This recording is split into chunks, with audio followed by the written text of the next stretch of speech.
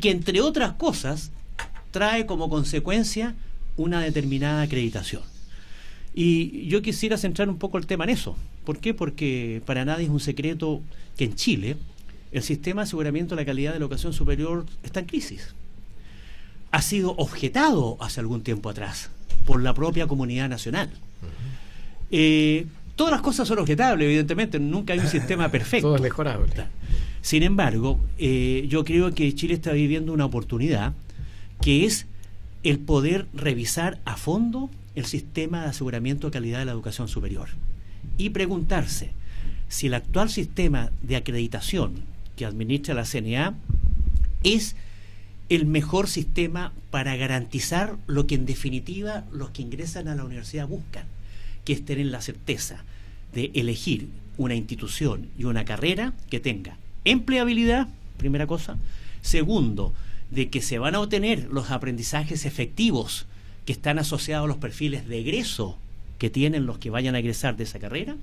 Y tercero, que aparte, cuando estamos hablando de universidad, aparte de prestar un servicio educacional de calidad, una universidad sea realmente lo que en esencia una universidad debe ser. No solo un espacio donde se forman profesionales, sino que un espacio donde se forman, aparte de profesionales, personas con una cosmovisión del mundo que les permite desenvolverse, ya sea en la profesión que eligió o incluso en otros oficios o en otras funciones o roles que existen en la sociedad. En ese sentido, yo creo que es muy importante más bien focalizar la mirada en cómo son los sistemas de aseguramiento de calidad que tienen las universidades, cómo operan y cuán eficaces son, y qué resultados de acreditación tienen a través de los sistemas que existen nacionalmente. Desde su punto de vista, disculpe, el cierre de la Universidad del Mar, por ejemplo, más la formalización y detención del expresidente de la Comisión Nacional de Acreditación, Eugenio Díaz, ¿cree usted que fue un duro golpe a la legitimidad del sistema de acreditación en Chile? Sin lugar a dudas. ¿Por qué? Porque fue una reacción ex post. ¿Ya? O sea, exacto, se intervino cuando ya el problema era de una masificación muy significativa. Y eso demuestra que el sistema de aseguramiento de calidad adolecía en ese momento de cierta falencia, que para mí la falencia fundamental es que se aceptaba el principio de ser juez y parte. Claro. Es decir, una parte del proceso que son los pares acreditadores son gente del propio sistema universitario, claro. ¿ya? Y por lo tanto, yo puedo ser paracreditador de una universidad tercera y el día de mañana académicos de esa universidad pueden ser pares acreditadores de la universidad en la cual yo trabajo. Y eso, que fue lo que pasó con la institución que usted acaba de mencionar, genera inevitablemente una alta probabilidad de que se provoque el tráfico de influencia. Claro. Ahí hay dos temas que me gustaría volver a tocar a lo mejor más adelante, pero el tema que decía Luis, conseguir los aprendizajes, eso es lo importante, conseguir los aprendizajes de los alumnos que están. Y desde ese punto de vista, nuestro sistema educacional de la enseñanza media, ahí hay una gran diversidad de estudiantes, de tal manera que nosotros como instituciones de educación superior en este minuto nos tenemos que estar haciendo responsables del aprendizaje de esos alumnos una vez que ingresan a la universidad. Y desafortunadamente estos aprendizajes no son en los diferentes colegios de la misma manera. Tenemos los colegios municipalizados, los subvencionados y los particulares. Y de tal manera que la variabilidad de estos aprendizajes hace que algunas instituciones, sobre todo las que reciben alumnos de los quintiles más bajos de nuestro país, se tienen que hacer responsables de esos aprendizajes para poder nivelar a los estudiantes y de esa manera los estudiantes puedan tener los aprendizajes que una universidad requiere. Una prueba de ello es, disculpe, don Arnoldo, una prueba de ello, lo que usted comenta es los resultados de prueba PISA, que finalmente demostraron la desigualdad que existe a nivel nacional y en la PSU. Claro, que estamos mucho más bajos de todos los países que integran la OCDE. Entonces, finalmente, nos quedamos solo en los resultados, cree usted, y no en la profundización que debiesen tener resultados o pruebas como CIMSE, como la TIMSS o como IPSA, o sea, PISA, disculpen.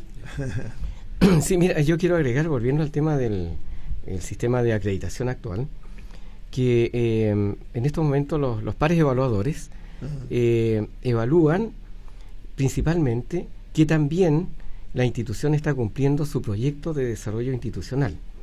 Y de acuerdo a eso, fijan un parámetro que, digamos, lo relacionan con la calidad. Pero es más bien el cumplimiento del propio proyecto, digamos, de la institución.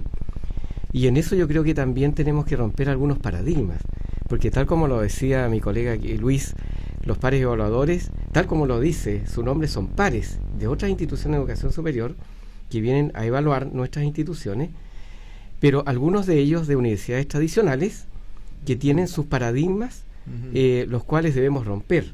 En el caso nuestro, en el caso de INACAP, somos un sistema integrado de educación compuesto, al igual que Santo Tomás, por un centro de formación técnica, un instituto profesional y una universidad tecnológica, cuyas mallas curriculares están articuladas. Y un alumno puede entrar al centro de formación técnica y terminar en la universidad, pero las universidades tradicionales eso aún no lo valoran, digamos, los pares evaluadores de aquellas instituciones no lo asimilan de la misma manera que nosotros lo tenemos valorado. Entonces hay paradigmas que romper, y como lo decía Luis y también mi colega Ramiro, tenemos muchos paradigmas que romper para poder mejorar en nuestro sistema de acreditación actual y hacer un cambio profundo, de tal manera de primero partir definiendo qué entendemos por calidad en la educación, y no solamente en la educación superior, sino también en la educación preescolar y escolar, de tal manera de ponernos de acuerdo en sintonizar el tema de la calidad, y de ahí partir con un sistema eficiente que mida la calidad en todos los niveles de la educación en nuestro país. Y para eso yo creo que tenemos que sentarnos los distintos estamentos en nuestro país para sentar las bases para un mejor sistema de aseguramiento de la calidad.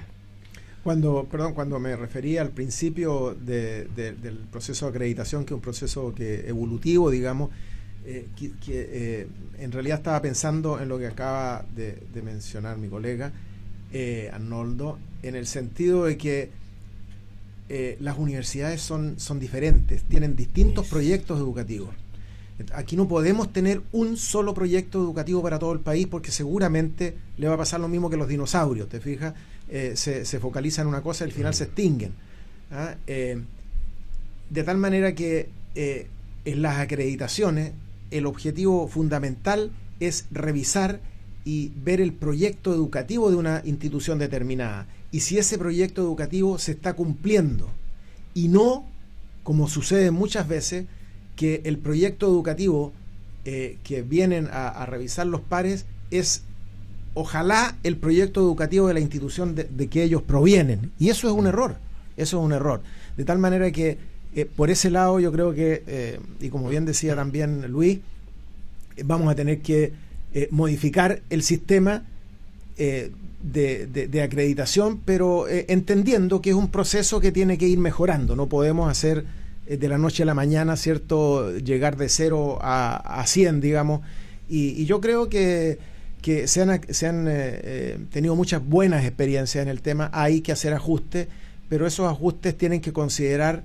a todo el mundo universitario y no solo a un grupo elite, entre comillas, ¿cierto?, que tienen la ventaja de estar en el sistema por muchos años. Hay otro aspecto que yo quisiera tocar a propósito del aseguramiento de la calidad y de la acreditación, que creo que puede coadyuvar en forma significativa a lograr el objetivo final que se busca, que es asegurarle a los que postulan a las universidades el acceso a una educación superior de calidad. Y ese otro aspecto tiene que ver con la transparencia de la información. Claro. En Chile todavía, pienso yo, falta mucho por caminar en esto de la transparencia de la información. ¿Por qué? Porque como lamentablemente, en mi opinión, el Estado en Chile tiene un bajo rol regulador en lo que es la oferta de educación superior, se ha producido un efecto quizás no deseado y no esperado, que en cierta medida la educación superior es tratada desde el punto de vista de la información como un producto más del mercado. Y ocurre que en Chile el nivel de información con que llegan los postulantes y el nivel de información que tienen las familias a las cuales pertenecen los postulantes a la educación superior es muy bajo respecto a las características de la educación superior. La gente hoy día sabe muy bien que un paquete de mantequilla reúne tales o cuales características, o que tal supermercado es mejor que el otro, pero tiene muy poca información respecto a la gran gama de oferta que hay en materia de educación superior. Y desde ese punto de vista, creo yo que es necesario avanzar mucho en la transparencia de información. Voy a citar un ejemplo. Es muy importante, por ejemplo, que toda la población conozca de una manera nítida y muy simple cuáles son las tasas, por ejemplo, de retención de los estudiantes de cada universidad. ¿Por qué? Porque como hoy día se ha masificado la educación superior, digamos las cosas por su nombre, no es tan difícil entrar a la educación superior. Lo difícil es permanecer y seguir la carrera o sacarla en los años que están establecidos para esa carrera. Entonces, si es así, es muy importante que la tasa de retención de los alumnos universitarios de cada universidad sea conocida por la gente. Entonces, yo le pregunto a cualquier persona en la calle, ¿usted conoce la tasa de retención de la universidad X? Yo estoy seguro que la persona, como dicen la juventud, queda marcando ocupado. Claro. Otro aspecto importante, la tasa de titulación. ¿Ya? Creo que hay que transparentar más la información. Y para eso, como los mercados son imperfectos, si lo dejamos a la voluntad de las instituciones, siempre va a ser insuficiente la transparencia de información. Y yo creo que el Estado debiera tener una facultad que lo habilite para exigir de los ofertantes de los servicios educacionales de educación superior un piso mínimo de información a colocar en sus páginas web, etcétera, etcétera. De manera de que la población y los postulantes puedan elegir de una manera bastante más informada. Es increíble cómo uno a veces se encuentra con un nivel de desinformación de los postulantes al momento en que se están matriculando y de incerteza respecto a si la carrera o la universidad que eligió está consciente, valga la redundancia, en la conciencia de ese postulante. En base a eso y teniendo en cuenta que ustedes representan a instituciones que están acreditadas en este momento, ¿cuáles serían las recomendaciones que ustedes podrían entregar a los estudiantes que entre el 28 y el 31 de diciembre comenzarán su proceso de postulación a las universidades del país? Yo quiero agregar y digamos basarme en lo que dice Luis, que se informen. Ahora, mucho más que antes, yo cuando ingresé a la universidad había menos información de la que existe ahora. Gracias a Internet y a distintos canales de comunicación que tenemos actualmente y que no existían hace 35 años atrás, los jóvenes pueden interiorizarse mucho más. Y no solamente a través de las páginas de las universidades, sino también de instituciones como laborum.com, por ejemplo, o trabajando.com. Pueden obtener información respecto a la empleabilidad. Yo quiero agregar a los indicadores a los que se refería Luis, un tema muy importante como la empleabilidad. Y yo creo que ahí también el alumno, además de sus intereses, de su vocación, de lo que les gusta, deben preocuparse de la empleabilidad, de la especialidad que ellos pretenden estudiar. Y eso lo pueden ver en páginas como les acabo de nombrar, laborum.com. Ahí hay mucha información respecto a ello, además de las remuneraciones también, a las cuales pueden acceder ellos con un título de alguna especialidad tal o cual. Y para eso yo les recomiendo a los jóvenes que se informen. Hay mucha información en Internet y también en algunas instituciones que se especializan en entregar este tipo de datos. Así es que creo que tienen que, tomar una decisión muy, muy informada antes de dar el paso. Un ejemplo, si un estudiante, 19 años, 18 años, va a alguna de las instituciones que ustedes representan, la información respecto a la tasa de titulación es de libre acceso. Si yo pregunto, por ejemplo, ¿tengo acceso a esa información? ¿La manejan las personas que hacen admisión, digamos? Deberían tenerlas. Ahora, lo importante sí es que estos indicadores no hay que usarlos con el número solamente, sino que hay que ver un poco la realidad de las carreras, porque no sé, yo estoy seguro que las tasas de retención en medicina, si no son un 100%, deben ser un 99.5%. Pero esto no está indicando solamente la calidad de la institución que se preocupó de la carrera, sino que el acervo cultural que tienen esos alumnos. ¿Ah?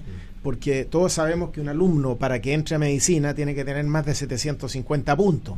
Por lo tanto, ese alumno tiene una ventaja comparativa al ingreso que va a permitir que su carrera, ¿cierto?, sea exitosa en el tiempo que están estudiando. Y particularmente a muchas de las universidades privadas no tenemos, ¿cierto?, o tenemos un perfil de estudiante que, en el caso de Santo Tomás, debe ser alrededor del 70% primera generación que está en la educación superior. Entonces, indudablemente, ese alumno hay que tratarlo distinto, en el sentido, no bajando la calidad académica, pero sí dándole herramientas para que se puedan nivelar al comienzo del primer año. Y eso es un atributo que tenemos que tener todas las instituciones para poder entonces nivelar y elevar esas falencias que traen de la educación media, no por culpa de ellos, sino que por culpa del sistema un poco, y de esa manera entonces mejorar, como decía Luis, los indicadores de retención y los indicadores de titulación.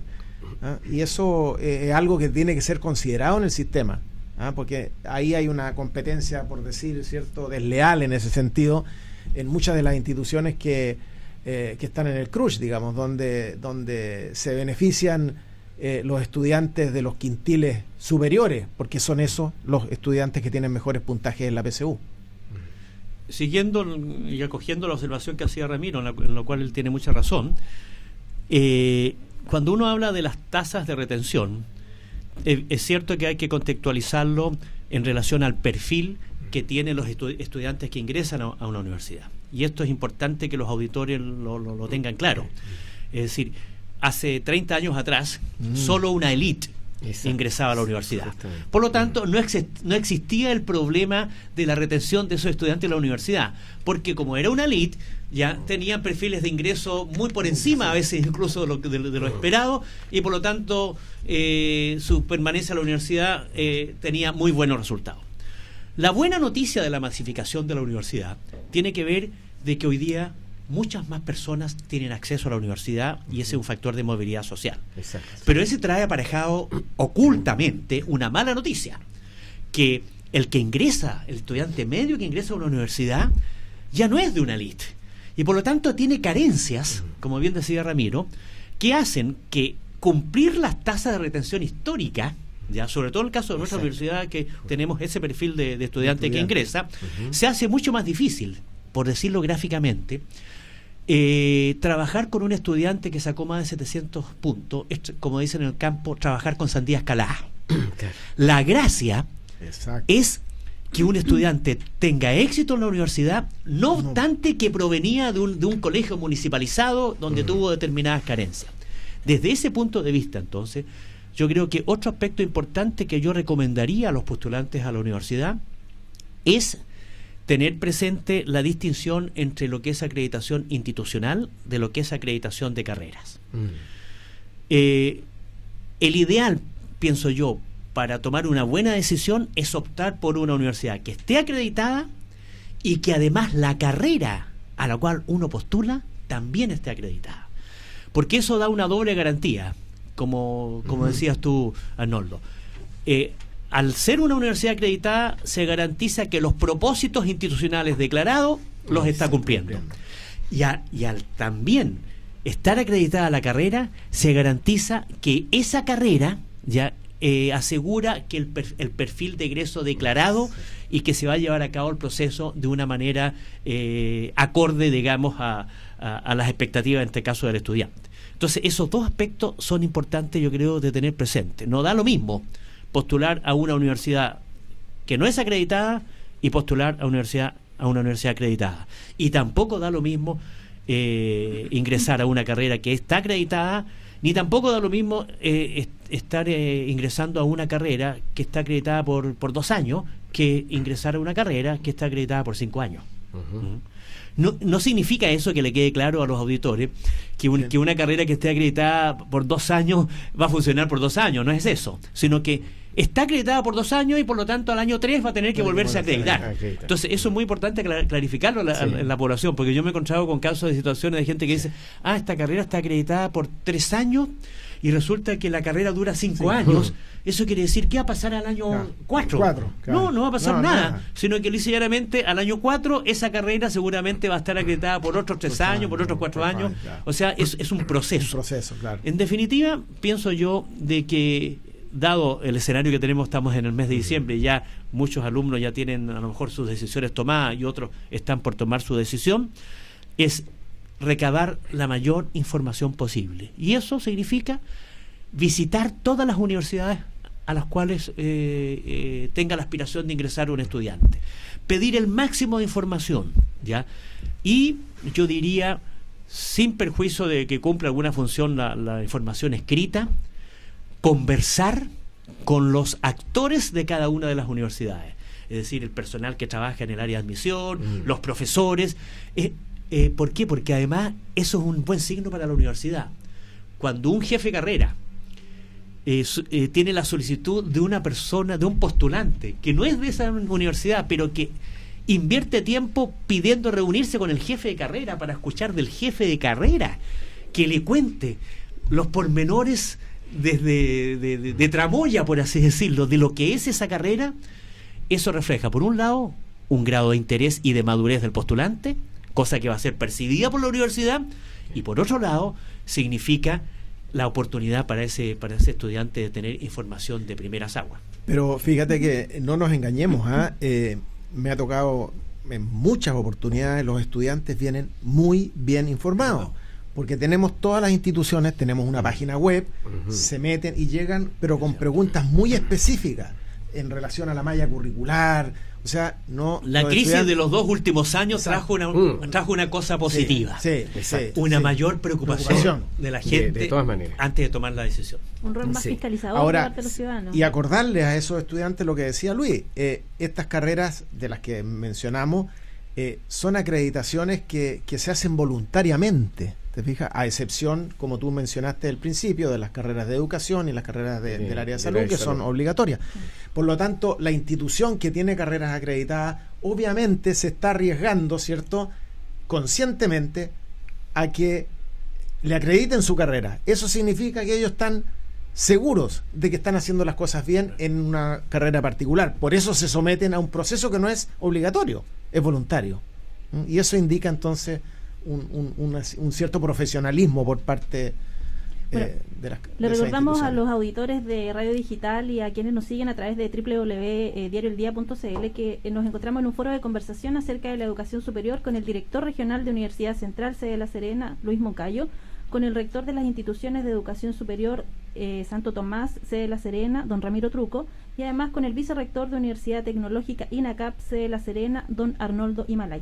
Respecto a cuántas carreras son las que están acreditadas, quisiera saber cuántas carreras están acreditadas, por ejemplo, en Universidad Central, don Luis, y así a cada uno, cuántas carreras de las que ustedes imparten están acreditadas en este momento, don Luis Moncayo. Ya. A nivel global de la Universidad Central, en todas sus sedes, el 65% de sus carreras están acreditadas. El promedio de acreditación de este 65% es 4,5 años. En el caso de la sede de La Serena, nosotros estamos ofertando 5 carreras. De las 5, 3 están acreditadas, que son Sociología por 4 años, Pedagogía en Educación Física por 6, Educación Diferencial por 5. La carrera de Derecho ya terminó su proceso de acreditación, tuvimos la visita de los pares evaluadores el pasado mes de noviembre y el mes de enero estimamos vamos a tener el pronunciamiento final de la entidad acreditadora. Y la carrera de Psicología está en proceso, terminando su proceso de autoevaluación, porque es una carrera que fue acreditada por 3 años y terminó su periodo de acreditación y ahora se está sometiendo al nuevo periodo, a una nueva reacreditación que va a significar que en el mes de marzo o abril del próximo año vamos a tener la visita de pares. Esa es la realidad de nuestra sede y de la universidad en su conjunto. Don Ramiro Truco, ¿en instituciones Santo Tomás? La institución de Santo Tomás, me voy a referir a la universidad. Tenemos y también tenemos muchas carreras acreditadas en el IPSFT, pero como preguntaste la universidad, nosotros en este minuto estamos dictando 13 carreras en la universidad, de las cuales 11 están acreditadas o reacreditadas. Las que no están es sencillamente porque nosotros iniciamos esas carreras hace un par de años atrás solamente, de tal manera que no han entrado a un proceso de acreditación porque digamos, primero estamos en segundo o tercer año y no tenemos alumnos egresados de esas carreras, de tal manera que cuando esas carreras se sometan a reacreditación a nivel institucional, seguramente vamos a entrar nosotros en ellas. Don Arnoldo, en la Universidad Tecnológica de INACAP. Bueno, nosotros como sistema integrado, incluyendo Centro de Formación Técnica, Instituto Profesional y Universidad, tenemos acá el 43% de nuestros programas de estudio acreditados y otros ya en proceso de acreditación.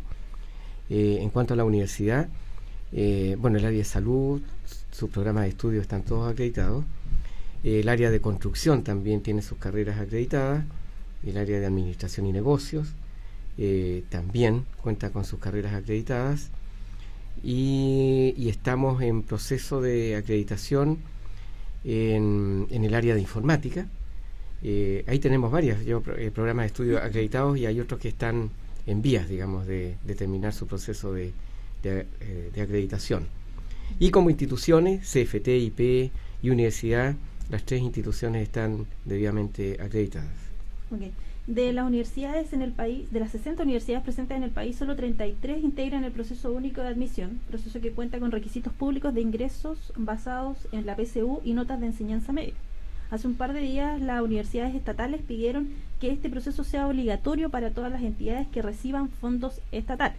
El argumento es poder garantizar que no exista discriminación ni privilegio. ¿Qué les parece a ustedes esta revisión? Yo creo que todo lo contrario, tema y polémico tema. Muy polémico. Creo que todo lo contrario a lo que ellos pretenden. A ver, yo diría, bueno, el público ha sido espectador del debate sobre este tema de las notas de enseñanza media, de que tengan más o menos ponderación. Exacto. Pero yo haría la primera pregunta. En un país que, en mi opinión, excesivamente se está esclavizando por las mediciones y donde los pobres sujetos del sistema educacional en cualquier nivel son objeto de mediciones de todo tipo y los colegios, las universidades, todas las instituciones viven esclavizadas de la PSU, del CIMSE, de la prueba PISA, etcétera, etcétera. Para mí ese es un mal síntoma. No quiero decir que las mediciones no hayan que hacerlas, pero nuevamente, colocar la carreta delante de los bueyes, colocar los instrumentos de medición que son medios, son instrumentos y no son fines, colocándolos como fines, que es lo que está ocurriendo en Chile, ya tiene que ver con este tema y con la pregunta que usted señala. ¿Por qué? Porque yo creo que la PSU, más temprano que tarde, va a desaparecer en Chile. Porque ha demostrado, no que sea mala, sino que ha demostrado que cumplió su función en un sistema universitario de hace 15 años atrás. Y por lo tanto, cada vez queda demostrada su ineficacia. ¿Por qué? Porque yo voy a tomar el ejemplo justamente de Santo Tomás y de INACAP, el concepto de los itinerarios de formación o los sistemas continuos. Eso significa de que hoy día se está sometiendo a los estudiantes a la PSU a una prueba que no mide o que no está asociada a los perfiles específicos de las carreras a los cuales van a ingresar los alumnos. Exacto. Yo prefiero, tirando una idea que no la he pensado mucho, pero yo prefiero que cada carrera tenga su prueba específica, como tiene sus perfiles de ingreso clarito, tengan sus pruebas específicas para el ingreso en esa carrera. Y eso garantizaría mayor éxito académico de los estudiantes mientras cursan esa carrera. Sin embargo, los sometemos a una prueba que cada vez está más cuestionada, y hoy día tenemos que este sistema del Consejo de Rectores, ya yendo contra la tendencia universal, aspira a que todas las universidades se sometan a un sistema que ya ha demostrado su inutilidad en relación al objetivo que busca. Desde ese punto de vista, yo considero que esa postura del Consejo de Rectores es casi una postura, yo diría, corporativa, ya monopólica, sí, voy a decirlo gráficamente, de querer hacer bailar la música que ellos colocan a un conjunto de universidades que tienen características distintas y que justamente la gracia de la oferta del sistema de educación superior es que hoy día ofrece en Chile características distintas para que las personas elijan. Y muy importante, el Consejo de Rectores lo que no reconoce o no quiere reconocer es que en este país hoy día hay 1 millón de estudiantes, de los cuales más del 50% estudian en universidades privadas que no están en el Consejo de Rectores. O sea, es decir, la movilidad social en este país lo está dando las universidades privadas, como es la Central en INACAP y en este caso Santo Tomás, y no por el Consejo de Rectores. Sí, yo quiero agregar que esa propuesta del Consejo de Rectores es totalmente contraria a los objetivos que ellos proponen, porque de esa forma se va a discriminar, se va a seleccionar. Actualmente hay muchas instituciones como la nuestra, como INACAP, también las instituciones que representan acá mis amigos Ramiro y Luis, Santo Tomás, Universidad Central, instituciones inclusivas que no hacen una selección a través de la PSU, por ejemplo, o de una escala de notas. No hay un proceso de selección de ese tipo para ingresar a estudiar a estas instituciones. Por lo tanto, al tener un sistema único, se perdería esa inclusividad. Ahí te refieres, perdón, Arnoldo, al Centro de Formación Técnica y al Instituto Profesional. Porque las universidades sí, en este minuto justamente, hay que tener PSU. Justamente, no, ahí tenemos, obviamente que el puntaje de la PSU obviamente tiene un peso, pero a nivel de Centro de Formación Técnica y de Instituto Profesional no es un requerimiento. No es un requerimiento. Y muchos jóvenes, tal como lo decía Luis, ahora el sistema de educación superior en Chile tiene una matrícula que supera el 1 millón de personas. Con un proceso de selección como el que existe a través del Consejo de Rectores, eso sería poco probable, digamos, de alcanzar, porque habrían vallas como el puntaje de la PSU. Hay alumnos que ingresan actualmente al Centro de Formación Técnica de INACAP con puntaje de 400 puntos en la PSU. Y es más, nosotros no exigimos un puntaje mínimo en la PSU, ni siquiera exigimos que la PSU haya sido rendida. Por lo tanto, si vamos a entrar a un proceso único de selección, puede que se pierdan estas facilidades que tienen actualmente las personas, y no me refiero solamente a jóvenes, sino también muchos adultos, muchos trabajadores que han pasado los 40 años y que ahora sus condiciones económicas han mejorado y les permiten, y también a veces sus requerimientos laborales les exigen mayores conocimientos y mayores capacidades y habilidades para desempeñarse, y se deciden a estudiar una carrera de educación superior. Por lo tanto, las condiciones actuales favorecen la inclusividad, lo que estaría en riesgo quizás con un sistema único de ingreso.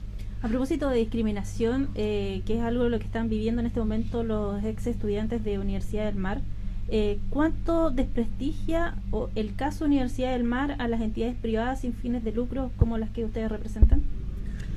Bueno, yo no podría hacer una afirmación precisa porque no conozco mediciones en ese sentido, pero la aplicación de un razonamiento lógico y de sentido común, evidentemente lo ocurrido con la Universidad del Mar provocó un daño al sistema. Es decir, cuando se ve que durante un largo tiempo el Estado no intervino frente a un proceso de deterioro como quedó acreditado en distintas instancias, cuando se ve que la propia institución no tuvo los mecanismos de autocontrol y de control de gestión, ¿ya? Y cuando se ve que todo esto desencadena, es decir, culmina con una decisión de la autoridad, en este caso del Ministerio de Educación, que solicita al Consejo Superior de Educación que se caduque el funcionamiento de esa universidad, lo que uno ve ahí es que se pudo haber intervenido antes y no se intervino. Y el Estado tenía facultades para intervenir. Lo segundo, lo que se ve es que el autocontrol ya no siempre existe, y por lo tanto eso también daña a todo el sistema. Es decir, cuando una institución, cualquiera sea, se comporta de esa manera, se provoca un daño. Y ese daño de credibilidad, eso genera una crisis de credibilidad, que yo creo que se produjo en su momento. Esa crisis de credibilidad la hemos venido superando de manera distinta a cada universidad, a partir de los esfuerzos y comportamientos de cada una de las instituciones de las universidades privadas, que han hecho esfuerzos en este sentido de transparentar sus sistemas de funcionamiento y de transmitir a los postulantes las características reales sin ponerle ni quitarle atributos a la oferta de educación superior que cada una de ellas tiene. Desde ese punto de vista, que provocó un daño, sí, claro. Pero también, como yo lo decía hace unos momentos atrás, provocó otros efectos positivos. Una actitud de más alerta de los postulantes y su respectiva familia. Una preocupación del Estado por hacer mejor su rol. Es otra cosa. Una preocupación de nosotros mismos como instituciones de educación superior para revisar nuestros sistemas de control de gestión, para ver si efectivamente lo que decimos que ofrecemos se está ofreciendo en la realidad concreta. Y un aspecto, yo creo, positivo que nosotros lo hemos vivido en el caso acá de La Serena, de la Universidad Central, una preocupación también, fíjese usted, de los estudiantes. La Universidad Central La Serena realizó este año 4 claustros con participación de todos los estamentos de la universidad, estudiantes, académicos, directivos y funcionarios. Y el resultado de esos 4 claustros es una propuesta concreta que estos días está ingresando la Junta Directiva de la universidad, de un cambio en el modelo de gestión de la sede, porque la propia comunidad universitaria se da cuenta de que es necesario modificar nuestro sistema de gestión para adaptarlo a los nuevos desafíos futuros. Eso es una cosa positiva, que a lo mejor alguna gente de repente la ve como una cosa inicialmente negativa, porque esto significa debate, discusión. Tuvimos unos claustros muy apasionados con los estudiantes, pero se hizo la luz, y en ese sentido yo creo que hay que estar abierto a que la propia comunidad universitaria tenga un cierto control de gestión, porque la propia comunidad es la que sabe dónde le aprieta el zapato. Entonces podemos decir que se ha empoderado el alumnado, digamos, de las instituciones, hay un empoderamiento. Sin lugar a duda. De todas maneras, hay una mayor preocupación. Así como te mencionaba que ya los estudiantes que de inicio ya saben cómo es a lo que van y cómo es la institución, también internamente, obviamente, se han tratado todos estos temas. Y lamentablemente la información no siempre es bien recibida o bien entendida. Y por ser la Universidad del Mar, en este caso una universidad privada, caímos todas las universidades privadas en el mismo saco, perdón, el tema no tan académico, claro.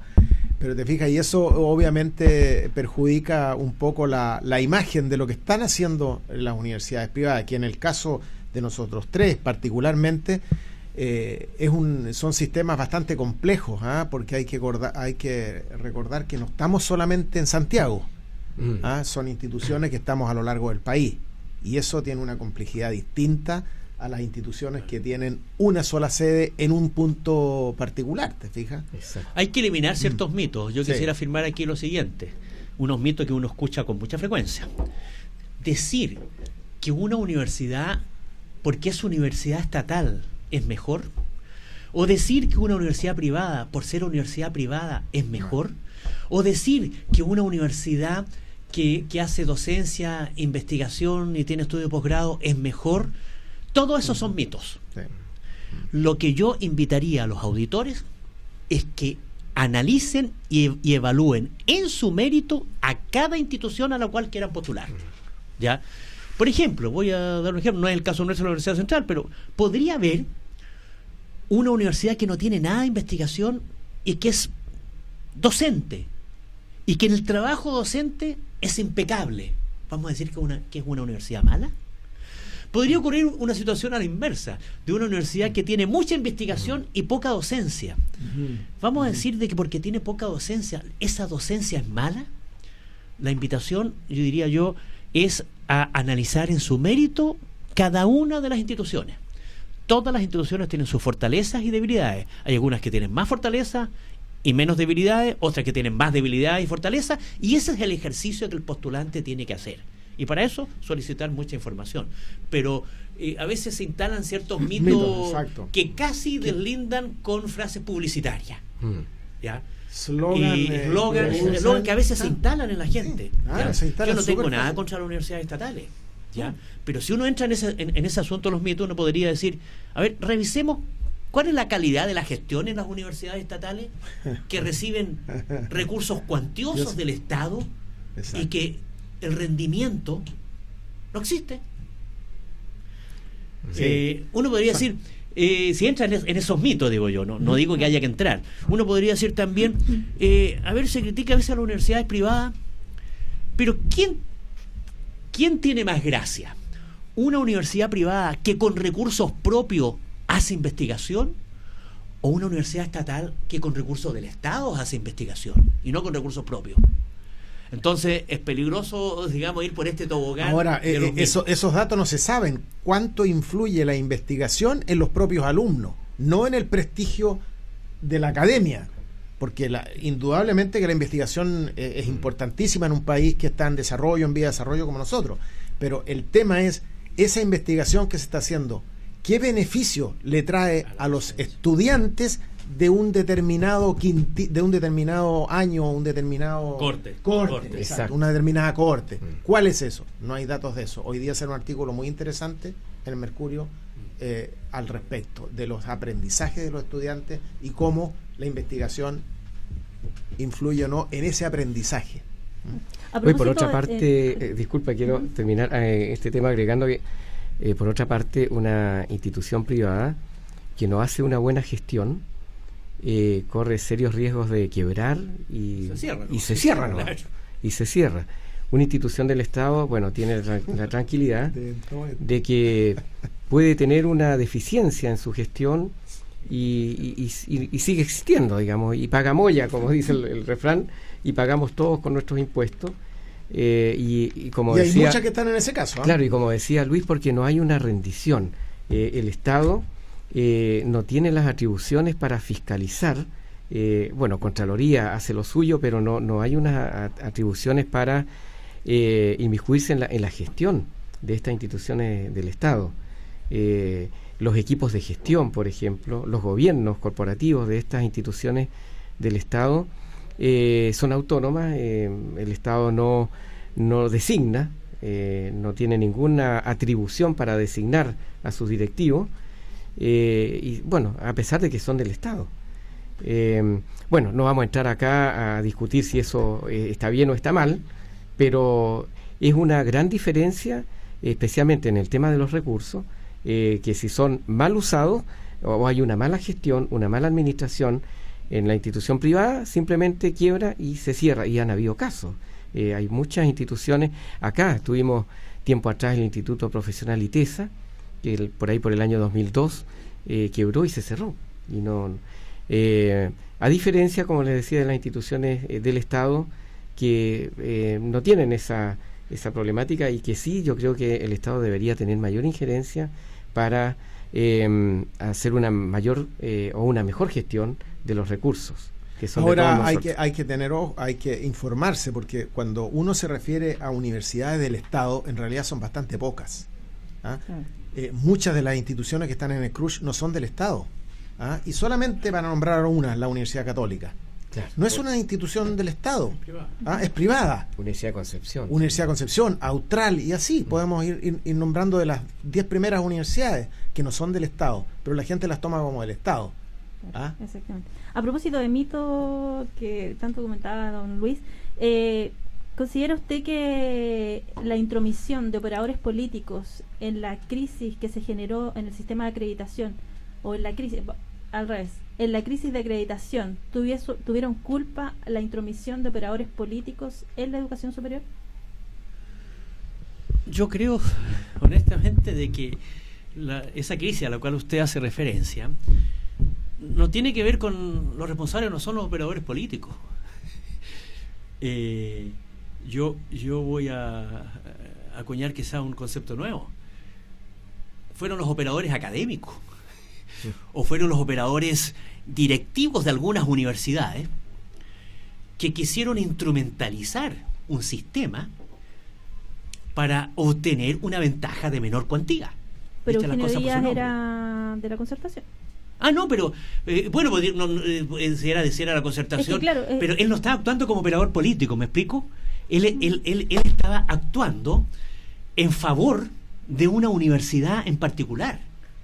Y ahí es operador académico. Los operadores políticos operan en el mundo político, es cierto. Pero aquí parece que se inauguró una figura nueva que es de los operadores académicos, ¿ya? Porque es gente que tenía roles, ya sea en la CNA o en alguna universidad en particular. Y desde ese rol se concertaron, ¿ya?, para beneficiar a una universidad que aparentemente no tenía los atributos de tener ese reconocimiento. Entonces, las cosas dichas por su nombre. ¿Por qué menciono eso yo? Porque a veces el mundo académico se inviste de una túnica que lo coloca por encima del bien y del mal, como si no pertenecieran a la sociedad. Y de repente uno escucha frases como la siguiente: no, esta persona es del mundo académico. ¿Qué quiere decir que es del mundo académico? ¿Que está por encima del bien y del mal? ¿Que el hombre no se equivoca? ¿Que es objetivo? La objetividad no existe ni en la ciencia, ¿ya? Entonces, desde ese punto de vista, yo creo que aquí lo que ocurrió respecto a la situación que usted plantea es que gente que actuaba en el mundo académico se permitió ya hacer tráfico de influencia y hacer ciertas operaciones para tener ventajas para una institución en particular. Y eso es censurable desde todo punto de vista. Entonces uno podría decir, así como existen hace mucho tiempo en el mundo y en Chile los operadores políticos, así como existen, menciono el caso Chispas, los operadores empresariales, parece de que el caso, digamos, que ocurrió en la CNA permitió que saliera a luz algo que no era nuevo, que venía existiendo desde hace tiempo, lo que yo llamaría los operadores académicos. Okay.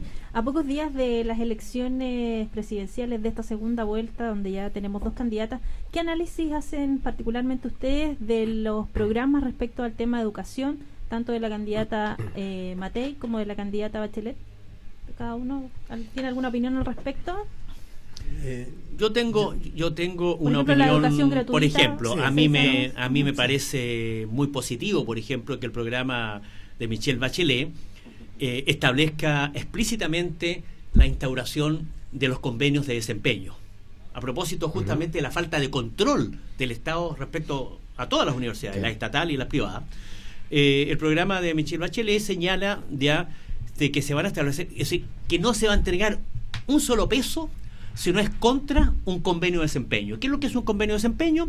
Es un compromiso formal que asume la universidad para cumplir determinadas metas, y para cumplir esas metas recibe ya la contribución del Estado. Esa es una cosa que me parece positiva, ya.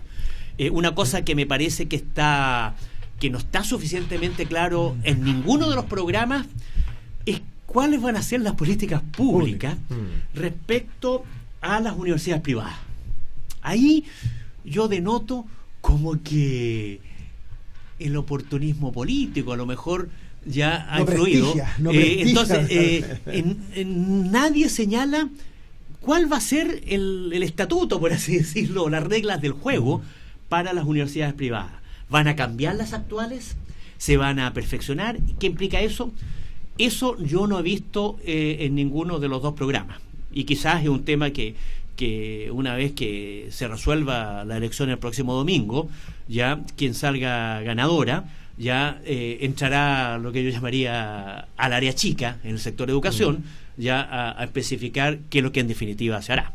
Es lo que yo podría decir. Yo creo que el tema de la gratuidad también es una frase, digamos, una frase, pero que no tiene ningún sustento en este minuto, digamos. No sabemos qué es lo que va a significar gratuidad, a quiénes se le va a dar gratuidad, cómo se va a hacer ese proceso, porque yo como contribuyente no me interesaría pagarle a un estudiante una carrera que en realidad está aprobando 2 ramos al año, digamos, y está 15 años estudiando en la universidad.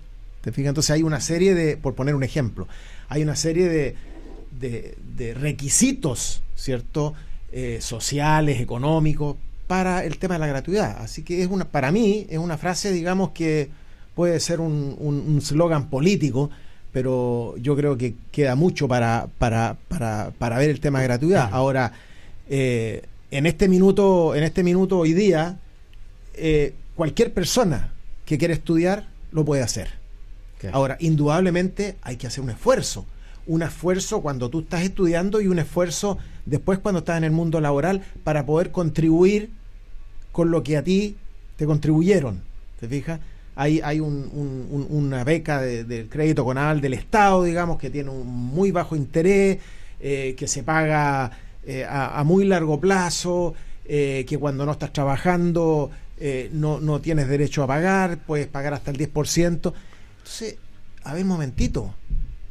Todos quieren gratuidad en todo. Si el país no funciona así. El país funciona con esfuerzo y con trabajo. Entonces yo creo que el tema de la gratuidad, indudablemente que hay personas que tienen que tener gratuidad, porque no han tenido las oportunidades. Pero no es un tema generalizado. Así hay que esforzarse. Yo haría un matiz en esto. Coincido con Ramiro en el sentido de que el tema de la gratuidad está planteado en un sentido muy genérico todavía, ¿ya? Pero voy a hacer un ejercicio, que es el siguiente. Yo estoy 100% con la gratuidad universal, fíjense ustedes, de la educación preescolar, universitaria, hasta la universitaria. En el siguiente escenario, si hay una reforma tributaria en la que los que ganan más, los que ganan más van a pagar más impuestos, se viene abajo el contraargumento contra la gratuidad, que dice de que los ricos van a estudiar gratuitamente. No, van a estar pagando más impuestos. Es lo que pasa en Estados Unidos, ¿ya?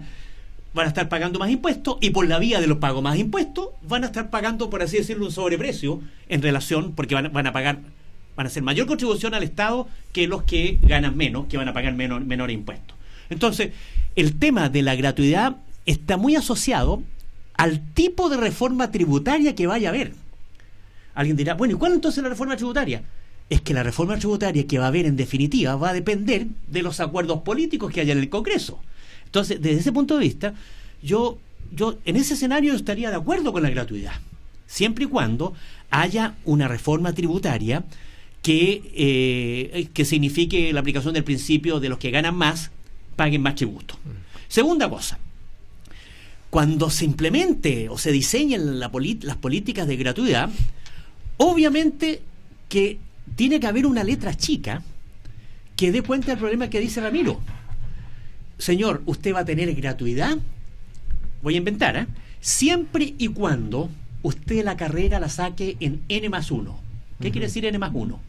Significa que si usted ingresó a la carrera de Derecho y la carrera de Derecho oficialmente dura 5 años, usted tiene un tiempo máximo de 6 años para sacar la carrera.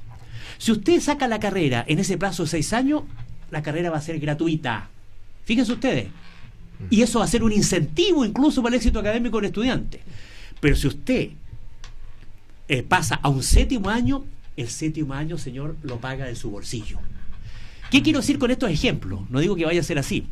Que es imposible hoy día avanzar mucho en la discusión sobre si la gratuidad es buena o es mala, hasta que no se construya un proyecto de ley específico y, en segundo lugar, ese proyecto de ley se someta al consenso de las distintas opiniones que hay en el país. Entonces yo creo que hacer ese ejercicio es fundamental y en ese sentido valoro la propuesta de Bachelet. ¿Ya? Ahora, algunos dicen, es que es muy ambigua, ¿y cómo hacer ustedes eso? No, es que eso tiene que discutirse ya con todos los sectores y lo que saldrá será el resultado de la viabilidad política ya de los consensos entre los distintos sectores, porque aquí tienen que opinar todo. No solamente tendrá que opinar el futuro gobierno, sino que tiene que opinar la oposición, tiene que opinar la familia, etcétera. Y ahí hay que... El tema, a mí me quedan muchas dudas, porque el tema de la reforma tributaria, se va a estudiar para un mundo de 1 millón de estudiantes como es hoy día, o se va a estudiar para un mundo de 1 millón más un 50% de estudiantes que está creciendo como creció en los últimos, no sé, Luis, en los últimos 6 años, 5 años, que creció de 300.000 a 1 millón. Entonces, bueno, ¿cómo vamos a hacer el sistema? Porque no vamos a estar estáticos, no vamos a quedarnos con 1 millón de estudiantes. Yo creo que esto va a seguir subiendo, sobre todo en las carreras técnicas profesionales, porque eso es lo que necesitamos hoy día más que otro sistema. De tal manera que hay mucha incertidumbre sobre el tema. Entonces es fácil poner un tema y ganarse al electorado diciendo, mira, vamos a hacer esto, vamos a hacer otro, pero no, hay que ser un poco más delicados con el tema. Hoy yo tengo 3 hijos aún en edad de estudios, por lo que me encantaría que la educación sea gratis, digamos, y así me aliviaría bastante el bolsillo. Pero creo que hay otras prioridades, y una reforma tributaria para destinar recursos a la gratuidad, a la educación para todos, creo que no es lo más justo en estos momentos. Más adelante creo que podemos pensar en ello, pero hay familias con recursos que sí pueden pagar la educación de sus hijos, y yo creo que además los grandes empresarios tienen por ahí las herramientas para disminuir el pago de sus impuestos, lo que no podemos hacer los simples empleados. A través del impuesto único estamos obligados, se nos rebaja el impuesto, digamos, de nuestra remuneración, pero por otra parte el IVA lo pagamos todo. Y un empresario puede rebajar el IVA, va, por ejemplo, a comprar un par de materiales de construcción y pide factura y después lo rebaja, siendo que esos materiales son para a lo mejor hacer una pequeña ampliación en su casa. Tienen ellos algunos mecanismos para rebajar los impuestos, lo que no podemos hacer los pobres empleados, digamos, que estamos viviendo de un sueldo nomás, un sueldo fijo. Pero hay otras prioridades. Si hay una reforma tributaria, yo creo que se deben destinar recursos al mejoramiento de la salud. Ahí sí que hay hay una tremenda necesidad para hacer una reforma de tal manera que el sistema de salud pueda atender a una mayor cantidad de personas que realmente lo requieran. También ya se ha hablado mucho del tema previsional y las jubilaciones tan bajas que tenemos, y ahí el Estado también tiene que tomar un rol fundamental, no sé, de subsidio o como sea, pero también los impuestos deben ir a esas otras necesidades. Por lo tanto, creo que las prioridades van por otros ámbitos, por otras áreas. Ya para ir terminando este foro de conversación acerca de la educación superior, ¿qué les parece a ustedes este proyecto de ley que se encuentra en discusión en el Senado respecto a la creación de la Agencia Nacional de Acreditación, que plantea que uno de los elementos será establecer la obligatoriedad de la acreditación a las entidades de educación superior? ¿Ustedes creen que se fortalece la institucionalidad del sistema de acreditación? ¿Qué opinan al respecto de este proyecto? A ver, yo quisiera partir con una conclusión respecto al punto anterior. Por lo que hemos conversado acá, lo que sí queda bastante evidente es la relevancia de una reforma tributaria. Eso, el país no resiste tener una estructura tributaria tan injusta como la que hoy día tiene. Y el tema es opinable, evidentemente, es otra conclusión, ¿no es cierto? Donde, si hay una reforma tributaria, ¿dónde se colocan los recursos adicionales? ¿En la salud, en la educación, en distintos ámbitos? ¿O se incluye la educación superior o no? ¿Y se concentra en la educación primaria, etcétera? ¿Y si mejoramos la fiscalización?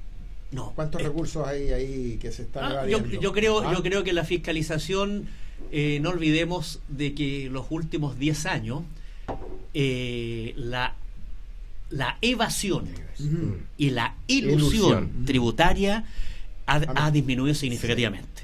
Yo creo que hay poco margen ya, por más que se mejore la fiscalización, son pocos los pesos que se van a aumentar en el erario nacional.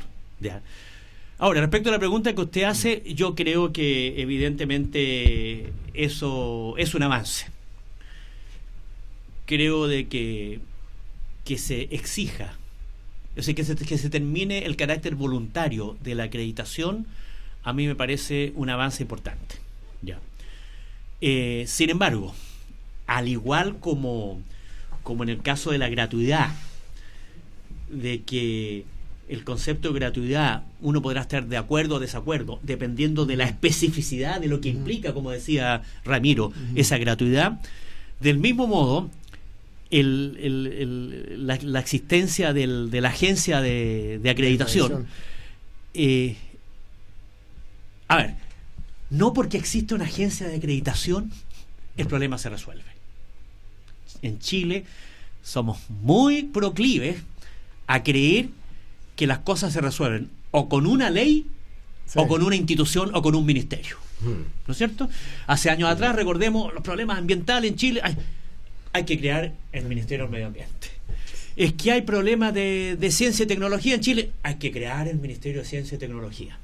Como si la creación de aparataje en el Estado garantizara per se la solución del problema. Yo estoy de acuerdo con la existencia de la Agencia Nacional de Acreditación. Sin embargo, creo de que debe ser revisado a la luz de las experiencias prácticas que han ocurrido en el país, y digámoslo también, a la luz de la experiencia internacional. El informe de la OCDE hace bastantes críticas al sistema de aseguramiento de calidad de la educación superior, y todavía esas críticas no han sido suficientemente incorporadas, y en eso yo creo que los chilenos tenemos que ser modestos y tenemos que ser humildes y mirar un poco para el lado, como otros que han sido más exitosos que nosotros en estos temas ya han resuelto de manera bastante más simple de lo que nosotros lo hemos hecho. Entonces, en ese sentido, estoy de acuerdo en la existencia de la agencia, pero creo que hay que hacer una cirugía importante al sistema de aseguramiento de calidad.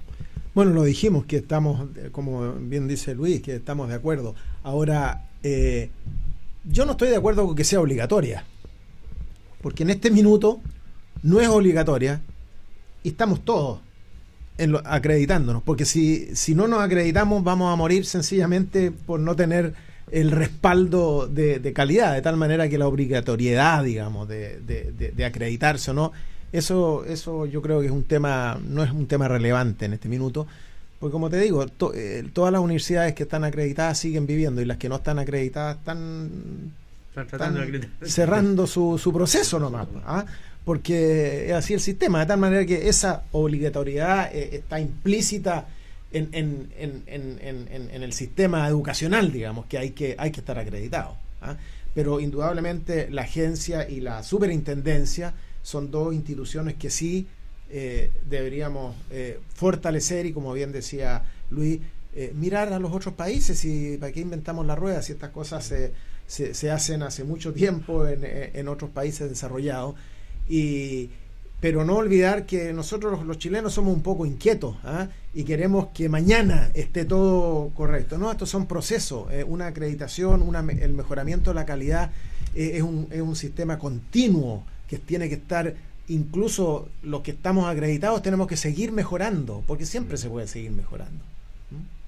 Bueno, ya damos por finalizado este foro de conversación acerca de la educación superior. Le damos las gracias a don Luis Moncayo, director regional de Universidad Central Sede de La Serena, a don Ramiro Truco, rector de las instituciones de educación superior Santo Tomás, y a don Arnoldo Imalay, vicerrector de la Universidad Tecnológica INACAP Sede de La Serena. Muchas gracias. También nos despedimos de nuestros auditores y también de quienes nos siguieron a través de www.diarioeldia.cl. Muchas gracias a los auditores y a Digital FM. Y bueno que hayan colocado ustedes el tema para ayudar a los auditores a esclarecer las decisiones que tienen que tomar. Muchas gracias a ustedes. Muchas gracias. Buenos días.